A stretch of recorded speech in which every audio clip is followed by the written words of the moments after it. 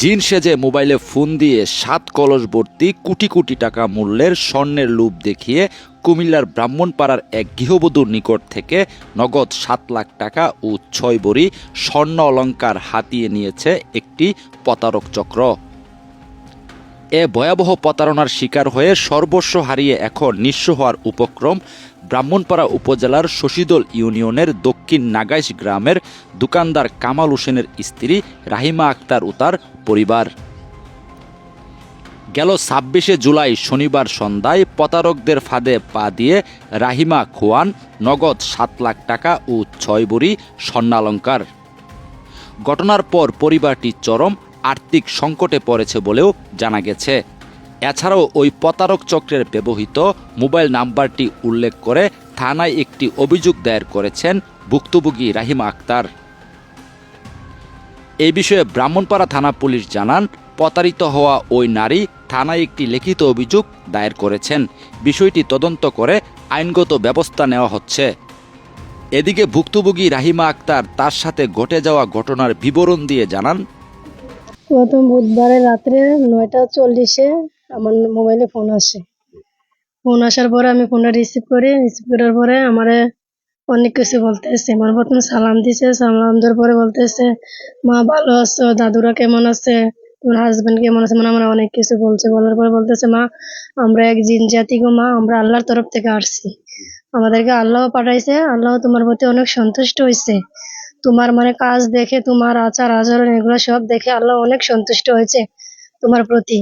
তুমি আল্লাহর তরফ থেকে এমন এক জিনিস পাইছো, মানে এগুলা তুমি গরিব দুঃখীতে দান করবে, এমনকি নিজ মানে করতে পারবে, নিজে উন্নত হবে, আমাকে এগুলা বলছে আর কি। তো আমি বললাম যে গরিব দুঃখীদের যদি দান করতে পারি তাহলে গরিব দুঃখীদের দান করবো, আমি গরিব দুঃখীদের পাশে দাঁড়াতে রাজি আছি, আমি ওরা এটা বললাম। তাহলে তুমি কি করবে এখন, মানে আমার এগুলা বলতেছে। আমি এখন কি করবো, মানে কি করতে পারি আমি বলছি আমি কি করতে পারি, তাহলে তুমি করো, তুমি নামাজ পড়ো, বাবা যে নামাজ পড়ে, মানে আমাকে বললাম যে জি আমি নামাজ পড়ি। তাহলে আশারের নামাজ পড়েছো, আমি জি আমি পড়েছি। তাহলে এখন কি করতেছো, আমি কেমন ছেলে মেয়েদেরকে আমি খাবার খাইতেছি। তারপর বললো যে তুমি তো যে সম্পদ গুলা পাবে আল্লাহ হয়তো তোমাকে দিয়েছে, আমরা তো জিন জাতি, আমরা শুধু 3 দিনের জন্য এই যে শাহজালাল শাহপরান অবস্থান করছি, আমাদের শুধু 3 দিন সময়ের বেশি না আমাদের সময়টা। তারপর আমি বলতেছি 3 দিন সময়, তাহলে আপনার কি কারণে আসছেন, আমি তার হ্যাঁ করে জিজ্ঞেস করছি।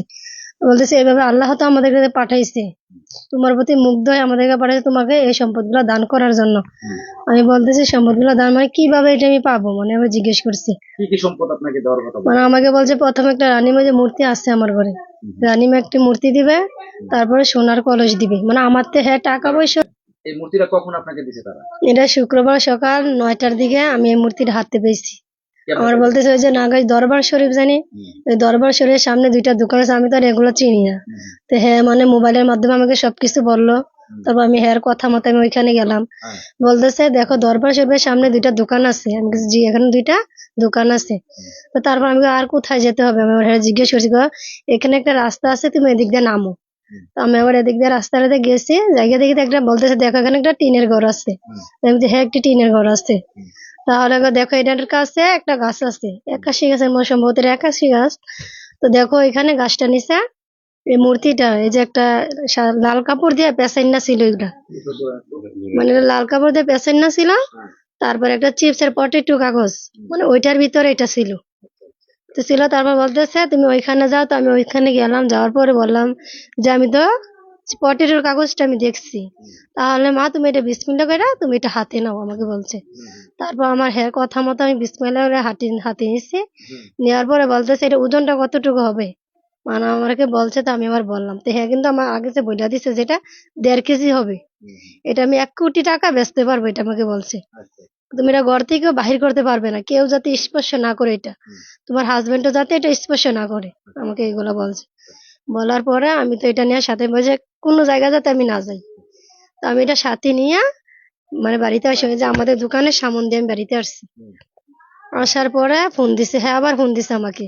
ফোন দেওয়ার পরে বলতেছে মা তুমি বাড়িতে আসছো, আমি জি আমি বাড়িতে আসছি। তাহলে তো এখন তুমি কিছু করতে পারবে না, এটা দিনের বেলা খুলতে পারবে না, তুমি এটা খুলবে না এখন, আমার বলতেছে। আমি তাহলে এটা আমি কখন খুলবো, বলতেছে রাত্রে তুমি একটা সময় করে আমাকে ফোন দিবে, সময় করে ফোন দিলে তার আমি বলবো যেটা কিভাবে খোলা যায়। বলতেছে যে মোমবাতি লাগবে। আমি তো মোমবাতি তো আমার ঘরে আছে, আমার মোমবাতি কিনা লাগবে না, আমি বলছি। তাহলে রাত্রে বলছে এটা রাত্রে 9টার দিকে আবার উনাকে আমি ফোন দিছি। ফোন দিয়ে উনি আমাকে বলতেছে এভাবে এভাবে মূর্তিটা নাও, তারপরে এক গ্লাস পানি নাও, তারপর ওই যে মোমবাতিটি নাও। তো আমি আবার এগুলা নিছি, নিয়ে বলতেছে ফ্যানটা অন অফ করে ফেলো, লাইটটা অফ করে ফেলো, আমাকে আবার এগুলো বলছে। তবে আমার দরজা আমার ছেলে মেয়েকে এমনির মধ্যে দিয়ে আমি আবার দরজা ওইখান থেকে বন্ধ করে দিছি, বন্ধ দিয়া করে তারপর এই যে গ্যাস লাইট দিয়া তারপর আগুনটা জ্বাললাম, মোমবাতি জ্বাললাম। জ্বালানোর পরে পানিটা নিছি, বলতেছে পানিটা ফু দাও। আমার বলতেছে একবার আলহামদু, একবার কুলফাল্লা, একবার ইন্নাতো না, এই তিনটা সূরা পড়ার জন্য। তো পরে আমি পানিটা ফু দিছি। পানিটা ফু দেওয়ার বলছে, পরে বলতেছে যে মূর্তিটা হাতে নাও, আমাকে বলতেছে। হাতে নিয়ে হেরাবার আরেকটা আমাকে সূরা পড়াইছে, অন্য একটু পড়াইছে। আমার তো এটা খেয়াল নাই আর কি। পড়ান আমি আবার হ্যাঁ সাথে সাথে এটা পড়ছি, পইরা এটা খুলছি। কাপড়টা মানে খুইলা তারপর আমি আবার মোমবাতির মাধ্যমে কাছে নিয়ে এগুলো দেখলাম। তাহলে কয়, তুমি এটা দেখছো? আমি জি আমি দেখছি। কয় দেখার পরে এখন এটা যেভাবে ছিল তুমি সেভাবে এটা না আবার রাইখা দাও। তো আমি আবার সেভাবে পেছে একটা পার্স ছিল, এই পার্সটার ভিতরে আমি রাইখা দিছি। তারপর আবার অনেক কিছু বললো যে এখন তো আমরা চেষ্টা করতেছি, এই কাজ এইটা তো সম্পন্ন হলো, এই কাজটা শেষ, তাহলে আরেকটা কাজ বাকি রয়েছে। আমি হ্যাঁ, রানীমা বলে এটা স্বর্ণের মূর্তি করে দিছে। এটা 1 কোটি টাকা বেচতে পারো বলছে। তা আবার আমি কিন্তু দুইজনের সাথে কথা বলছি, বলছে একজন বড় বাবা আর একজন ছোট বাবা। তো বড় বাবা যে উনি বলছে যে এটা আমি কারুরে দিতে পারবো না, আমি বাদে স্পর্শ কেউ করতে পারবে না। আর ছোট বাবা কইছে সমস্যা নেই। তো দুইজনের কথা তো এখন দুই রকম। তা আমি তো আর এগুলো বুঝতে পারি না। আমার যে প্রথম দিন রাত্রে পানি খাওয়াইছে, পানি খাওয়ার সাথে সাথে আমি অন্যরকম হয়ে গেছি। মানে আমাকে কইছে সূরা পড়ার জন্য, পইরা আমি গ্লাসের পানি যে ফু দেওয়ার জন্য, তো আমি ফু দিছি। ফু দেওয়ার পরে পানিটা খাইছি, অর্ধেক পানি খাইছি, আর অর্ধেক পানি আমি যে জায়গায় থাকি এই জায়গায় ছিটাইয়া দিছি আমি। ছিটিয়ে দেওয়ার পরে মানে আমার খাবার আমি মানে 4 দিন গেছে আমার ভাতের সাথে আমার দেখা নাই। আমি খাবার খাইতে পারি না। মানে এমনি চল রান্না বান্না করতেছি ঠিকই, কিন্তু আমি নিজে খাই না আর কি। আমি হেরার ধান্দাইছি, হেরা কোন সময় আমাকে ফোন দিবে, আমি কোন সময় হেরার সাথে কথা বলবো, আমি আছি এই জাস্ট পরবর্তী কথা মানে এই মূর্তিগুলো তো নিয়ে আসলাম, এই কাজ শেষ। তারপর বলতেছে আমার কানে মানে আমার গহনা কতটুকু আছে আমার জিজ্ঞেস করতেছে। আমি কে এখন তো বর্তমানে আমার কানে একজোড় রিং আছে। তো কার আছে? আমি বলতে আছে, ওইটা আমি ব্যবহার করি না। ব্যবহার করে ওইটা ফাড়া রাখছি, কতটুকু হবে? আমি বলছি 3 ভরির মতন হবে আর কি। সব মিলে 3 ভরির উপরে হবে আমার জিনিস। তো তাহলে তুমি যদি ওই সোনার মানে মূর্তি কলস গুলা পাই আমি, তাহলে তো আমার 7 ভরি স্বর্ণ লাগবে বলতেছে। আমি তাদেরকে দিতে হবে এটা বলছিল, মানে এটা পবিত্র করবো আর কি। এই স্বর্ণগুলা পবিত্র করলে তারপর কলসটি আমার ঘরে প্রবেশ করবে, না তো কলস গুলা প্রবেশ করবে না। তারপর আমি বললাম যে 7 ভরি স্বর্ণ আমি কোথায় থেকে আনবো, আমার তো 3 ভরি স্বর্ণ। তাহলে বাকিগুলো তুমি যার সাথে বেশি ঘনিষ্ঠ তার কাছে যাও, তাহলে তো তোমাকে দিবে, তোমাকে তার ফেরত দেবে না। আমি আছে যাইলে তো একজন তার একজন দেয়। যদি আমি বলি আমাকে জায়গায় যাবো আমাকে দিবই, সবাই আমার যেমন আছে হয় না। তারপর আমি মানে সকাল করছি, সকাল 8টার আগে এগুলো জোগাড় করা লাগবে। তো আমি সকাল ঘুম থেকে 5টার দিকে উঠছি, ওইটা ছেলেকে মসজিদে পাঠাইছি, পাঠাইয়া নাস্তা রাস্তা বানাইছি। বানানোর পরে আমার হাজবেন্ডের কাছে কিন্তু চাবি, আমি আবার ওইখানে থেকে আলমারির চাবি কিন্তু আমার হাজবেন্ড থেকে আনছি। আইনা কইলা টাকাগুলা বাহির করছি, স্বর্ণগুলা বাহির করছি। বাহির কইরা তারপর 8টা, সাড়ে 8টার দিকে আমি আবার স্বর্ণগুলা নিয়ে ওই যে দরবার শরীফের সামনে গেছি। আমার হ্যাঁ তো ফোন দিতেছে আমাকে, দরবার শরীফের সামনে গেছে। যাওয়ার পরে ওইখানে গেটটার সামনে যে আমি কিন্তু নামছি। নামার পরে বলতেছে ওই তুই মূর্তিটা যেখান থেকে আনছো ওইখানে তুমি স্বর্ণগুলা রাখো। তো আমি আমার মেয়েটাকে সাথে নিয়ে গেছি, তো ওইখানে আমি রাখছি। তো বলতেছে পানি নেওয়ার জন্য দরবার শরীফ থেকে। তো একটা বাড়ি থেকে একটা মামপট নিচ্ছি, ওইটার মাধ্যমে আমি পানি নিছি। পানি নিয়ে এই যে আবার গেটটার সামনে আমি আসছি। আসার পরে বলতেছে যে পানি নিছি, আমি যে আমি পানি নিছি। তাহলে এখন আমার স্বর্ণ আমাকে ফিরাই দেন। আমি আবার বলতেছি স্বর্ণ এখন দিয়া দেন। তো কয় এখন তো স্বর্ণ ওই জায়গায় নাই, এটা আমরা ধ্যানের মাধ্যমে এটা আমাদের কাছে আমি নিয়ে আসছি। আমি তাহলে এটা আমি কিভাবে নেবো? আমি আর বলতেছি তো তুমি তো অপবিত্র, তুমি এটা ধরতে পারবে না। যদি তুমি এটা ধরো তাহলে এই স্বর্ণগুলো আবার অপবিত্র হয়ে যাবে, তোমার ঘরে ওই কলস ফের মানে যাবে না। আমার এগুলো বলতেছে। তো তাহলে তুমি এখন বাড়িতে যাও। আমি এখন কি করবো? তাহলে তুমি এখন বাড়িতে যাও, যাইয়া তুমি পবিত্র হও, পবিত্র হইয়া তারপর আমাকে ফোন দিবে। তো আমি তো বাড়িতে আসছে, আইসা ফোন দিছি, গোসল টোসল করছে, কইরা ফোন দিছি, ফোন দেওয়ার পরে বলতেছে ওইখানে 6 ভরির মতন হবে। জি এরকম। এটা আমার ছিল 3 ভরির উপরে, তারপর আমার এক জায়ের কাছে মানে 1 ভরি, আরেক জায়েতে নিছি, তারপর আরেক জায়েতে, হ্যাঁ হ্যাঁ, মানে 3 খান থেকে এটা আমি সংগ্রহ করছি আর কি। হ্যাঁ, ওইখানে আমি নিয়ে গেছি। আমাকে তো বলছে যে আমাকে এটা হেরা নিবে না, হেরা আমাকে ফিরাই দিবে, এটা তো আমাকে বলছে।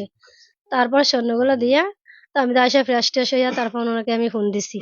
ফোন দেওয়ার পরে বলতেছে এখন কিভাবে এটা মানে দেওয়া যায়, উনি আমার বলতেছে এখন তো তোমার ঘরে ওইটাও প্রবেশ করতেছে না। আমি কেন, আপনি বলছেন স্বর্ণ দেওয়ার জন্য, স্বর্ণ দেওয়া হলাম অপবিত্র, এখন তো আপনি পবিত্র করছেন, তো আপনি এটা আমাকে দেন, আমার ঘরে প্রবেশ করান এটা। বলতেছে এখন করা যাবে না, আরেকটা অপবিত্র জিনিস রয়ে গেছে, আমাকে বলতেছে দেখো তোমার আলমারির ভিতরে অনেকগুলা টাকা আছে, আমার বলতেছে বেশি নাই আমার আলমারির ভিতরে টাকা। তো দেখো টাকা আছে, তুমি আলমারিটা খোলো, খুললে তো দেখবে তোমার আলমারিতে।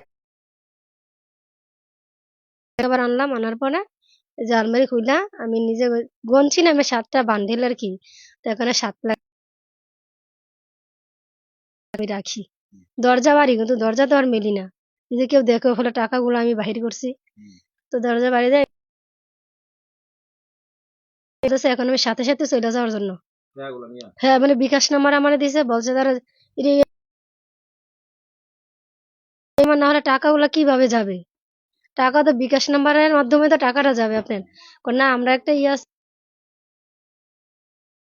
এটা সমস্যা হবে না, হ্যাঁ টাকাগুলো পবিত্র করবে, মানে টাকাগুলোর কারণে তো ওইটা আবার প্রবেশ করতেছে,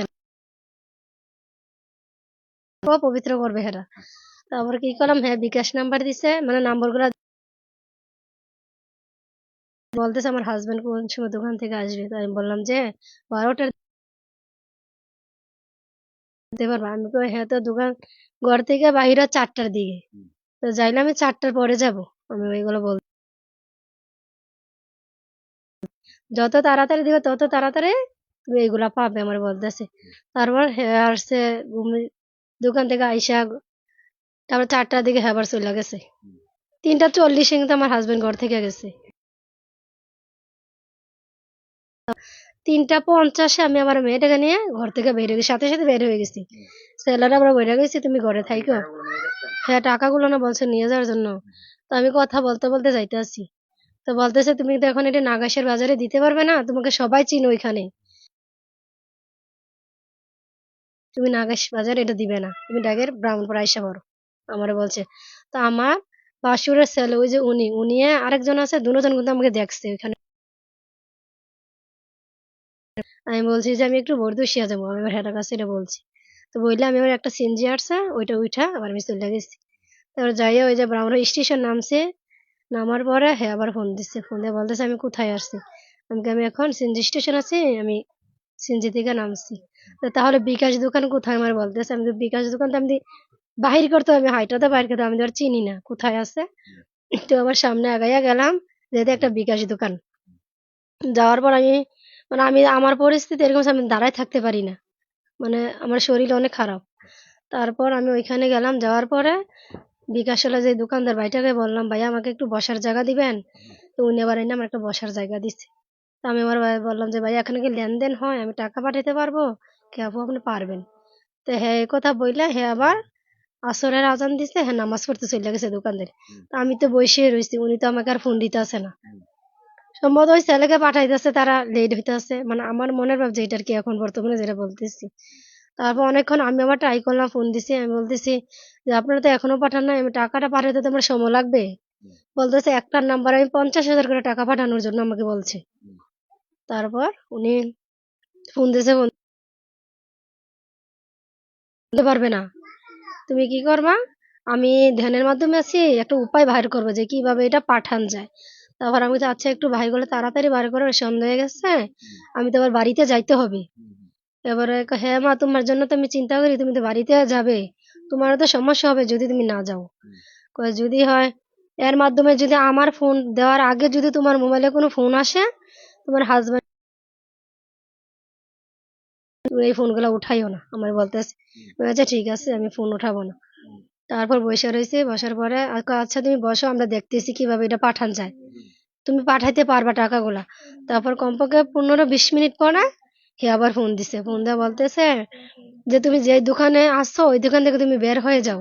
তারপর আমি ওই দোকান থেকে বের হয়েছি, বের হয়ে বলতেছে যে যে মোশাররফ কলেজ আছে না, এই মোশাররফ কলেজের সামনে তুমি যাও, আমরা তো জিন জাতি, আমরা তো ওই বেশে তোমার সামনে যেতে পারবো না, আমরা একটা মানুষের ছদ্মবেশ হিসাবে তোমাদের মতন একটা মানুষ হিসেবে আমি একটা লোক পাঠাইতেছি। আমি বলি, আচ্ছা আপনি পাঠান। তো আমি আবার হ্যার সাথে কথা বলতে বলতে আমি ধর চিনি একজন লোকের জিজ্ঞেস মোশাররফ কলেজ কোথায়, তো আবার উনি আমার দেখাইছে। তো হ্যার কথা মতো আমি আবার গেছি, ওকে মোশাররফ কলেজের সামনে আমি গেছি, যাইয়া একবার গেটের ভিতরে আমি ঢুকে গেছি। যাওয়ার পরে হ্যাঁ আবার আমার ফোন দিচ্ছে, ফোন দিয়ে কথা বলতেছে, বলে, যদি তোমাকে কেউ বলে যে এই টাকাগুলা কাকে দিতে হচ্ছে সে কে, তুমি কিন্তু বলবা না, বলবা যে আমার আত্মীয় হয়, আমি আত্মীয়কে টাকারে দিতেছি। তারপর যে ওটুর মধ্যে একটা ছেলে বৈশা রয়েছে, কিন্তু কথা জানি কই বোঝা যায় না, হ্যাঁ জানি ওটুর মধ্যে বৈশা কথা বলতেছে, আমি হ্যার কথা শুনি না, মানে এমন ভাবে কথা বলতেছে। ভাবছি যে ওটুরও তো বৈশা থাকতেই পারে, তা আমার আর এত ইয়া নেই। এই লোকটাকে পাঠাইছি, এই লোকটা তোমার কাছে যাবে। তো আমি কথা বলতে বলতে আর ফিরে দেখি লোকটা আবার আসছে, আসলে আমি বলতেছি লোকটা তো আসছে, এখন ফোনটা রাইখা দিই। তো উনি আবার ফোনটা রাইখা দিছে, রাইখা দেওয়ার পরে বলতেছে, তো উনি আবার এখানে দাঁড়াইছিলাম। এবার এখান থেকে আবার হ্যাঁ সাথে হাঁটতে হাঁটতে আবার হ্যাঁ জেনে গেছে আমি ওইখানে যে দাঁড়াইছি, দাঁড়া টাকা উনি জানে আসছে, এটা সিসি ক্যামেরা দেখা যায়। আমিও জানি হাইটা হাইটা কথা বলছি ওনার লগে, আমি গেছি সবগুলা দেখা যায়। টাকা এটা সিসি ক্যামেরা পার হই আমি গেছি গে। যাওয়ানোর পর আমাকে সালাম দিছে, আমি ওনাকে সালাম দিছি, বলছে টাকাগুলা দেওয়ার জন্য। তারপর আমি ওনাকে টাকাগুলা দিছি, মানে ওরে দেখে আমার মনে হয়েছে যে আমি ওনাকে মানে দেখে মানে এরকম হয়েছে আর কি। তারপর হ্যাঁ সালাম দেওয়ার পর আমি টাকাগুলো দিছি, টাকাগুলো ধরে বলছে যে ধরো দিছি, দেওয়ার পরে হ্যার আমার হাতটা যেমন হেরা হাতটার সাথে লাগছে, একদম ঠান্ডা হের হাতটা। ভাবলাম যে হেরা তো জিন জাতি হইতে পারে, হেরার হাত ঠান্ডা, মানে আমি ভাবছি এটা আমার মনের ভিতরে এটা ওই যে জিন জাতি, ধরো ভিতরে ভয়ও লাগে আবার সাহসও লাগে, দুটোই আমার ভিতরে চলতেছে। তারপর হ্যাঁ তো মানে টাকাটা নিয়ে গেট থেকে বের হয়েছে, আবার বললেন উপরে টাকাটি কিন্তু দেখা যায়। আমি আবার ওনা ফোন দিয়ে সাথে সাথে ওনা আবার ফোন দিচ্ছে আমাকে, ফোন দেওয়ার পরে আমি বললাম যে আমি জানি ওনাকে টাকাগুলো দিলাম, টাকাগুলো দাও, কাগজটা উপরে দিয়ে দেখা যাচ্ছে, কিন্তু সমস্যা হবে না তো, এখন এটা আমাদের মারফতে এটা আশা করছে, এখন নিবে সিনাই নেবে কারো কোনো বাড়িতে যাও, হ্যাঁ তো টাকা নিয়ে চলে গেছে। আমি হ্যাঁ তারপর হ্যাঁ মানে কান্দতে আছে, কান্দমে কে যে মা তোমার বাবা তোমার পাশে আছে, মানে আমাকে অনেক কিছু বলছে, বরাবর বলতেছে মা এখন না দেখে হ্যাঁ তো মানে একটা ইয়া করবে, তুমি এখন বাড়িতে চলে যাও। তো আমি আবার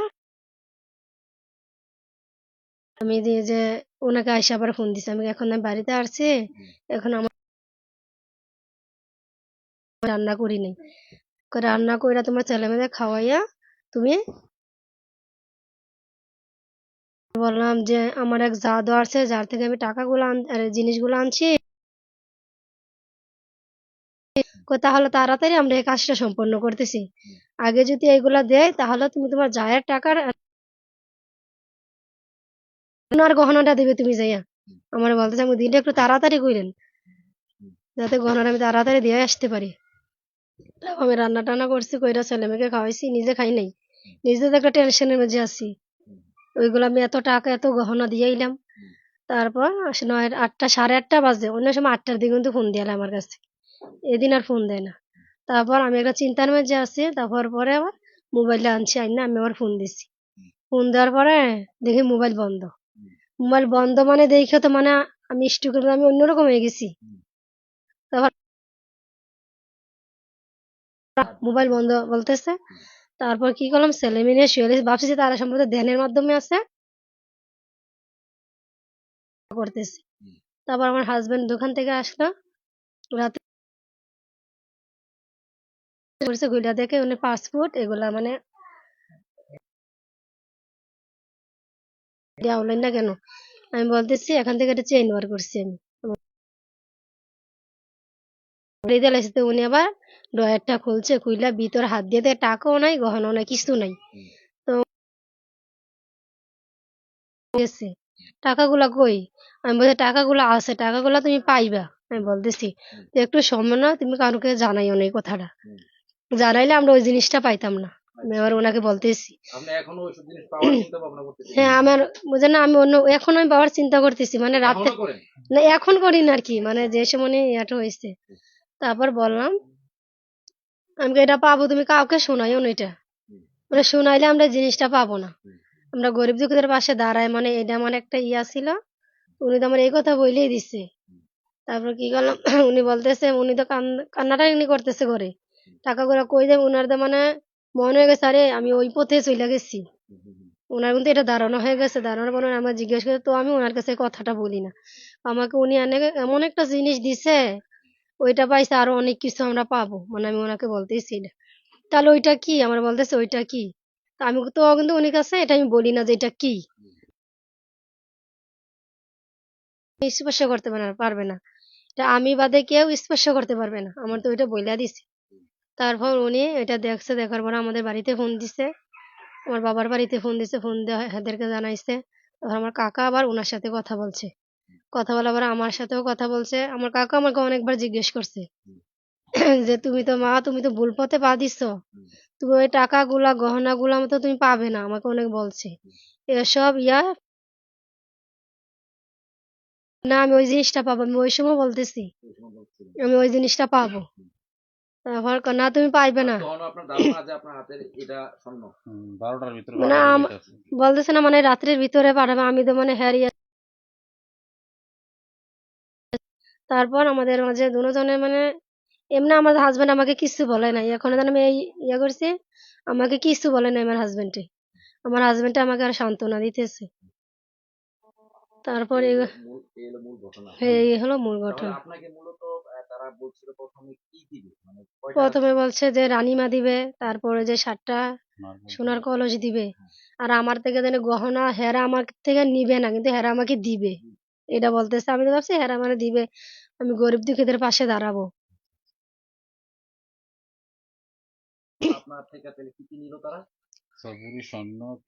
7 লাখ টাকা নিচ্ছি।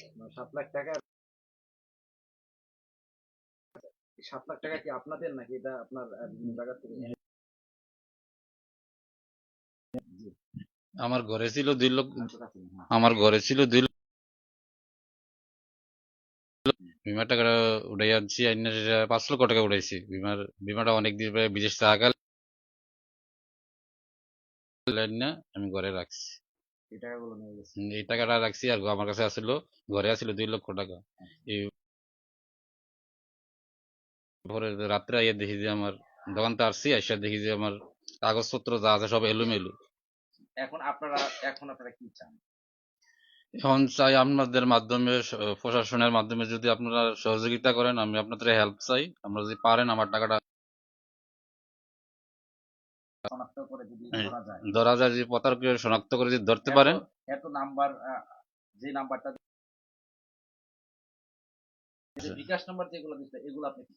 বিকাশ নাম্বারটা যেটা, ওই বিকাশ নাম্বারটা, বিকাশ বিকাশ নাম্বার বলে নাই, কইছে যে কোনো একটা নাম্বার দিচ্ছে এটা বিকাশ।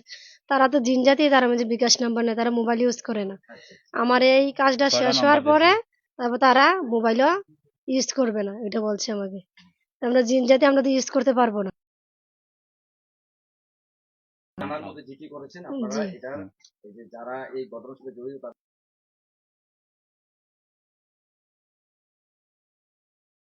যে যে আমি এলাকার স্থানীয়, আমি চাই যে এরকম ভাবে যে আর কোনো লোক প্রতারিত না হয়, এবং ভবিষ্যতে যাতে সবাই সাবধান সতর্কতা থাকে, এটা প্রশাসন সুষ্ঠুভাবে যাতে একটা তদন্ত কইরা, এবং ওরাও এই ইয়াটার মাধ্যমে অসহায়ের মধ্যে পড়ে গেছে, প্রশাসন যেন এটা একটা সুষ্ঠু তদন্ত কইরা ওদেরকে একটা ভালো ফয়সালা দেয়।